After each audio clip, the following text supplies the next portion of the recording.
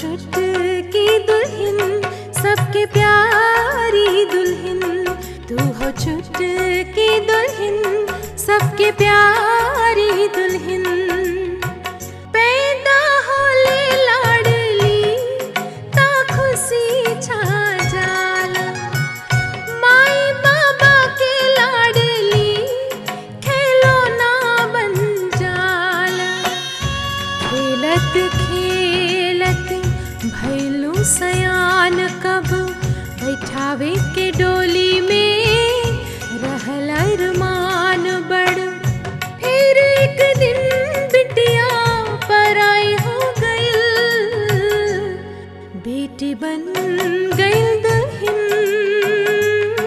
तू हो छोटकी दुल्हन सबके प्यारी दुल्हन।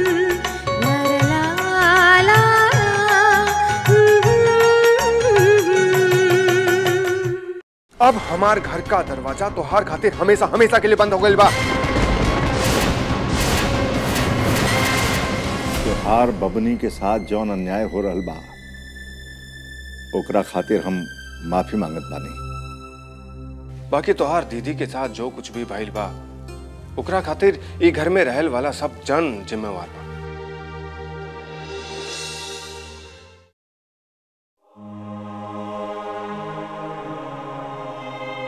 मालिक, रउआ सवेरे से कुछ खैले पीले नहीं खे? हमार तो भूख प्यास कुल खत्म हो गइल बा। हम जानत बानी रउआ के कारण से परेशान बा। राजेश बाबू के कारण दुख बाड़न ना। हमार घर के न जाने केहू के नजर लग गई, सब खुशी छिन गई। ये कुल राजेशवा के वजह से भइला। संभाल के बेटा, संभाल के। सिन्हा साहब, राजेश कब है? राजेश, राजेश, अरे कब है? कब है? कब है राजेशवा? सिन्हा साहब, ये राजेशवा के कब है? भाई साहब, हम रास्ता से जात रही तो देख ली कि ये वहां बेहोश पड़ल रहे।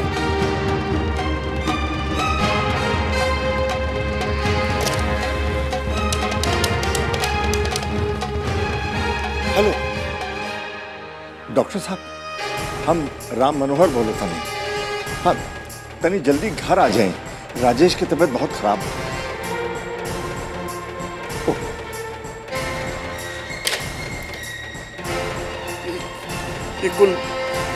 इकुल सिन्हा साहब, हमार वजह से भइल।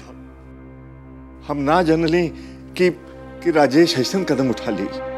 रउआ अपने आप के काहे दोषी कहत बानी? सब ठीक हो जाए, बस ये डॉक्टर आ जाए।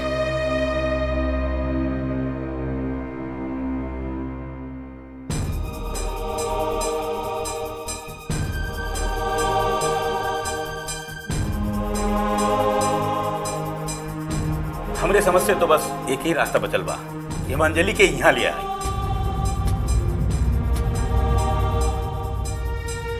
रउआ ई का कहत बानी? का अंजलि के यहाँ आ गईले से राजेश बाबू सोनिया से मिलल छोड़ दिए, या अंजलि के दुख कम हो जाए? कैसन महतारी बाड़ू, अपने बेटी के तकलीफ नहीं समझ बाड़ू।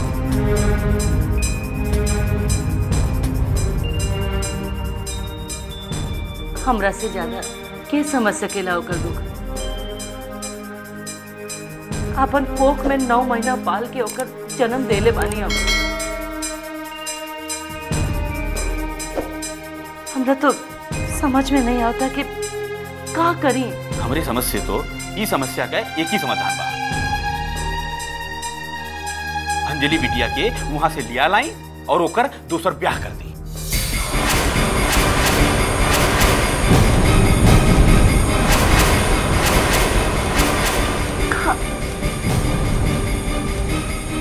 बाबूजी, रउआ ठीक सोचले बाड़े, लेकिन अंजलि दीदी में भारतीय संस्कृति बसी बा,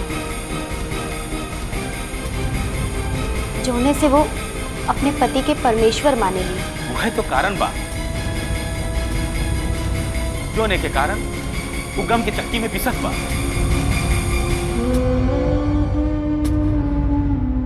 भगवान ऐसा दुख दुश्मन के भी ना दे। न मालूम भगवान राजेश बाबू की आंख से पट्टी कब खोली है।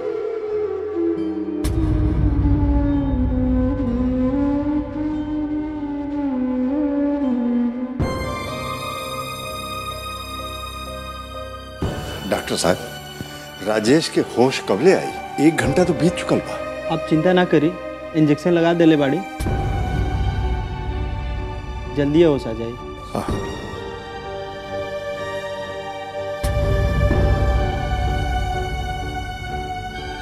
ये दवाई के पर्चे निकले बाड़ी, दिन में 2 बार खिला देवल जाए। ठीक।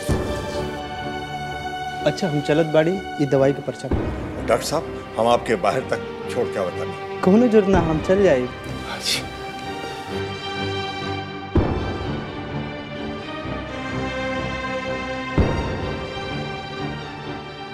मालिक, राजेश बाबू के होश आई गेल। अरे अरे राजेश बेटा, अब कैसे तबीयत बा? बाबूजी,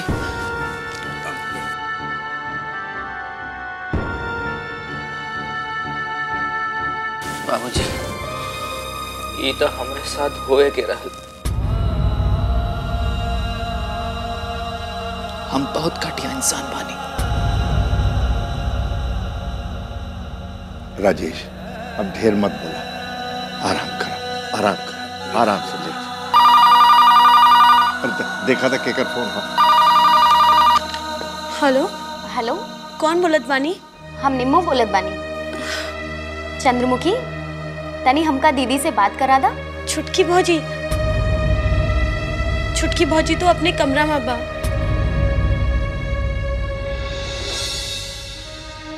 का बात बा चंद्रमुखी, कोनो परेशानी बा का? तोरे आवाज से लागत बा जैसे कोनो परेशानी बा। हाँ, राजेश बाबू की तबीयत ठीक नहीं है।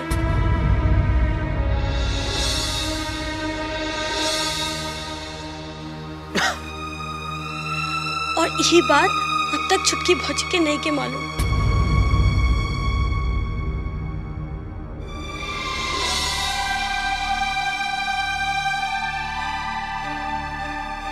अच्छा, अब हम फोन रखत बानी। अच्छा ठीक बा।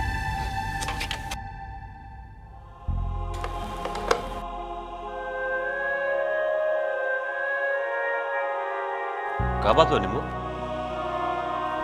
तो इतना परेशान काहे बाड़ू? जीजा जी के तबीयत खराब बा। चंद्रमुखी के आवाज से लागत रहल जैसे कोनो बड़ी परेशानी बा।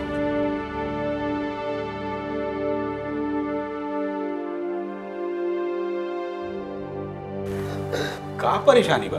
बाबूजी, हम दीदी के घरे फोन कर ले रहल तो हमरा के पता चला कि जीजा जी के तबीयत खराब बा।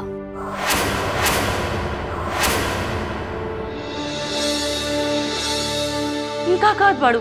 कौने हॉस्पिटल में बाड़न? माई, ई तो हम ना पूछली। कौनो परेशानी हो तो हमका बतावत नहीं का? अभी अंजलि दीदी के ये बात नहीं खे मालूम। हमरा के लागत बा कि जरूर कोनो गड़बड़ बा। तू सच कहत बाड़ू बेटी? हे भगवान, ये सब का हो रहल बा? हमार अंजलि बिटिया के जिंदगी में मुसीबत एक के बाद एक तूफान बन के आ रहल बा।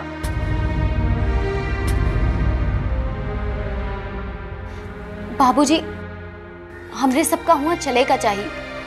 वो सब बड़ी परेशानी में बाड़ा। हाँ बेटी,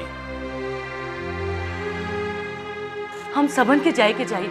चलो बेटिया, तू हो तैयार हो जा। माई, तैयार हुए के कोनो जरूरत नहीं खे। हम सब कौन शादी बारात में जात बाड़े। चलो।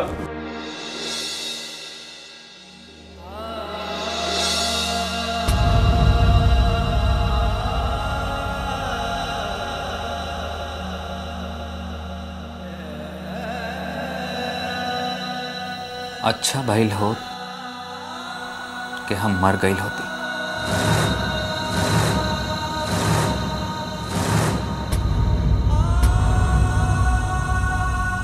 सारा दोस्त हमार है, जौन हम गुस्सा में आके तो के घर से निकाल देले रही। सच बात तो ईबा बाबूजी कि हम एक घर में रह के काबिल नहीं बनी।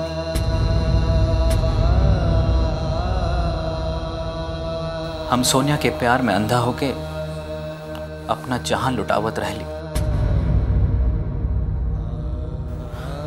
और वो हमरा साथ खिलवाड़ करत रहत।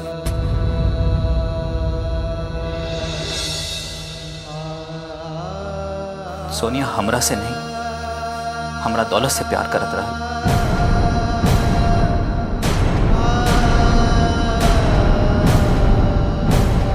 जब सोनिया और ओकर माई के पता चल गई कि रउआ हमरा के जायदाद से बेदखल कर देले बाड़न,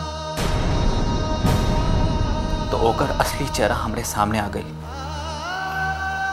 और हमरे किए की सजा हमरा के मिल गई। बाबूजी,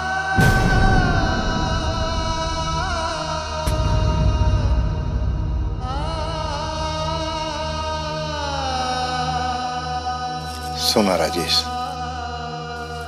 ऐसन कहल जाला कि सुबह का भूला सांझ के घर आ जावे, ओकरा के भूला नहीं कहल जाला।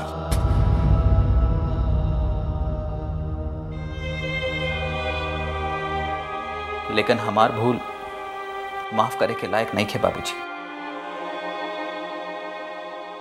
हम आप सभी लोगन के गुनहगार बानी और सबसे बड़ा गुनहगार हम तो हार बानी। अंजलि,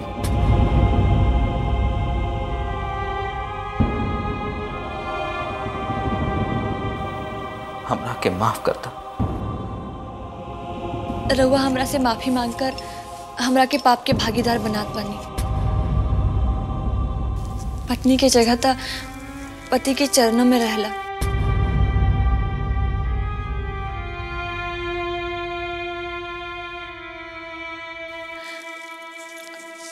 और पत्नी हमेशा पति के पूजेला, समझला?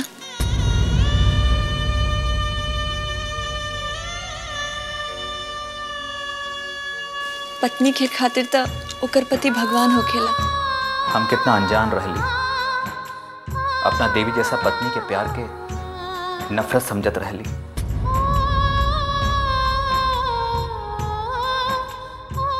अंजलि, तोरा के हमरा के जो सजा देवे के चाहे देता।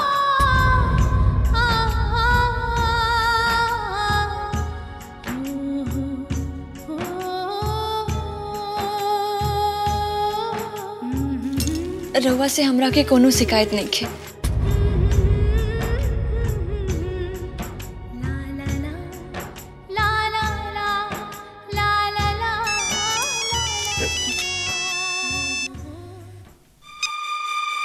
हेलो, हम अंबिका बोलत बानी बाबूजी। हमके बाबूजी मत कहे अंबिका।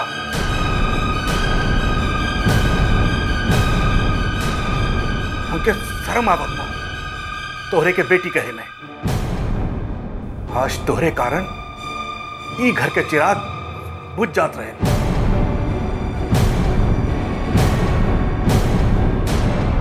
लेकिन भगवान की कृपा से बच गई। इससे तो अच्छा होता तू पैदा होते ही मर जा।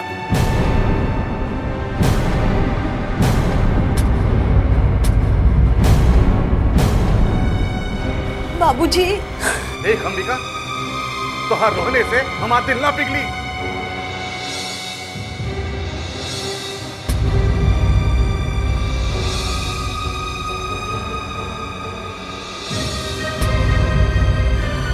सिन्हा साहब,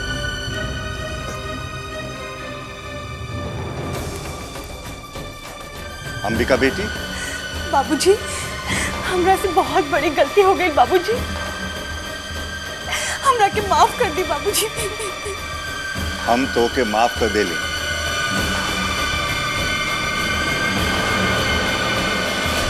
अभी रोल बंद करा और जल्दी से घर आ जा। ना बाबूजी, हम वहां ना आ सकब। काहे ना आ सकेलू? उनकरा के फोन आयल रहे, वो हमरा से कहले बारन कि अगर हम घर में आई तो वो घर छोड़ के चले जाई हो। अब समझ में आयल कि महेश बिना बतौले काहे चल गल बा।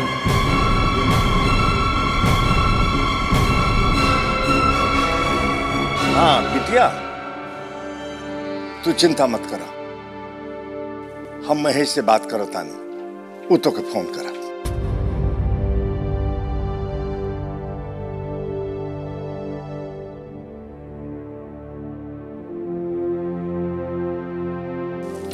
महेश,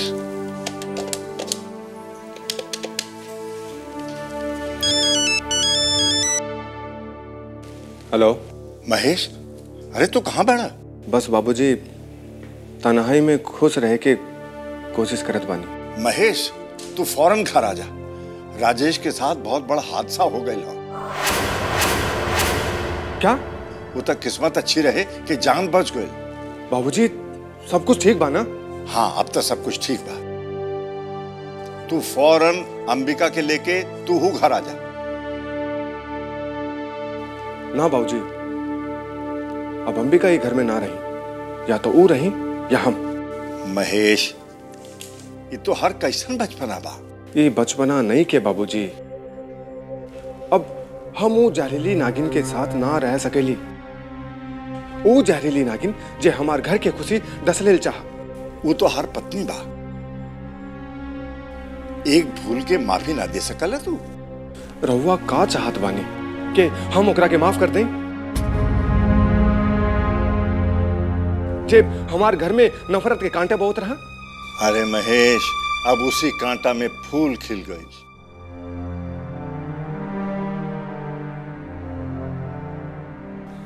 अब अगर तू और अंबिका एक घर में ना रह तो एक घर में प्यार के खुशबू की महक कहां से आई?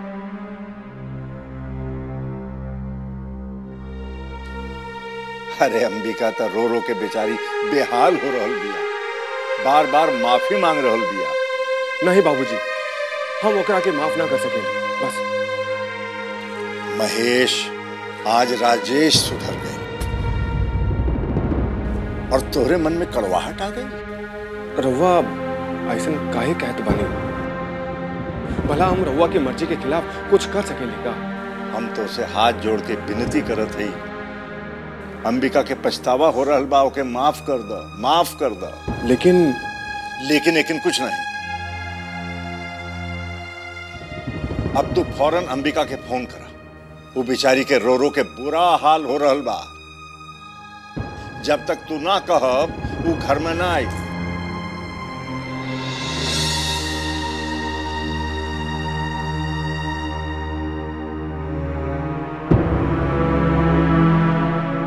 ठीक बा बाबूजी। हाँ,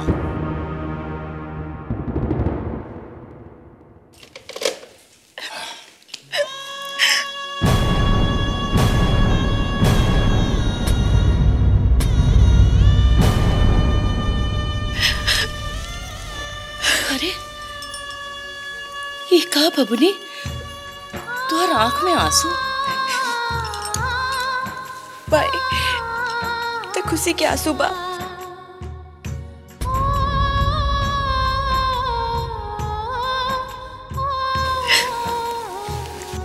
साल के वनवास काटे के बाद राम जी हमारे घर आल बा।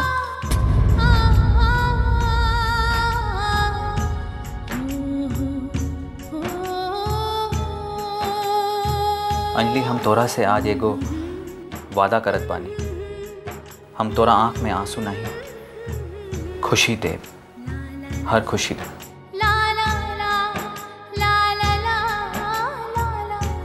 ये तोहार विश्वास और प्यार के असर बा कि हम जिंदा बानी। हमार हर सांस सिर्फ तोहार बा, सिर्फ तोहार।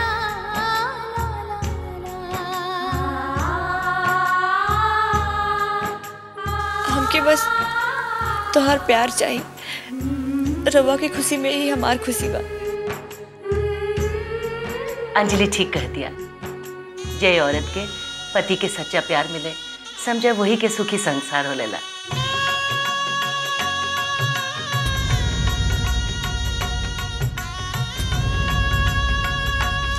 तो आज इस खुशी के मौका पर हम हूँ धर्मदास जी से कुछ कहे चाहता नहीं। तो सोचत का बानी कहीं ना। विकास हमार लड़िका जैसन है। हम चाहत नहीं कि एकर ब्याह निम्मो के साथ।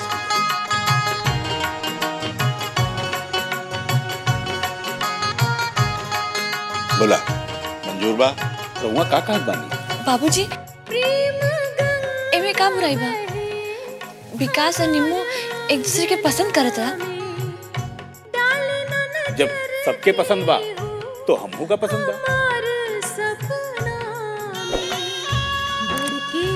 अरे ये तो बहुत खुशी के बात बा। आज हमार अंजलि बिटिया के घर बस गई और निम्मू के बर मिल गई।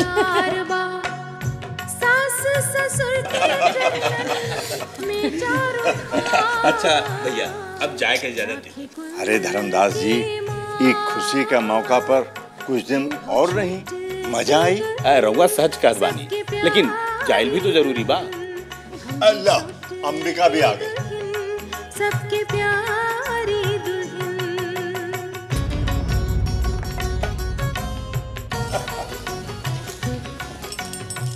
अच्छा भाई साहब अपन के भी चलेंगे। अच्छा नमस्ते भैया। आज हम नमस्ते ना गले मिला। हाँ समझी हो तो रउआ जैसा। अरे हाँ हम एक बात तो भुला गई नहीं। धर्मदास जी रउआ जाके निम्मो के ब्याह की तैयारी करें। हम जल्दी बारात लेके आवत नहीं विकास के। काहे ना होई, हमार निम्मो हजारों में जो एक बा। हमार दीदी तो लाखों में एक बानी। ये बात तो 16 आने सच बा। बहू हो तो छोटकी दुल्हन जैसी। बेटी बन गई दुल्हन, तू हो छोटकी दुल्हन, सबकी प्यारी दुल्हन। ला ला ला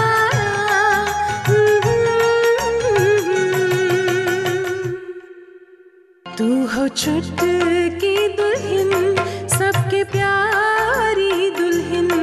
तू हो छोटकी दुल्हन, सबके प्यारी दुल्हन। मंगिया से नूर शोभे सजना के नाम के, रखी है तुमान अपना घर संसार के। मंगिया से नूर शोभे सजना के नाम के, रखी है तुमान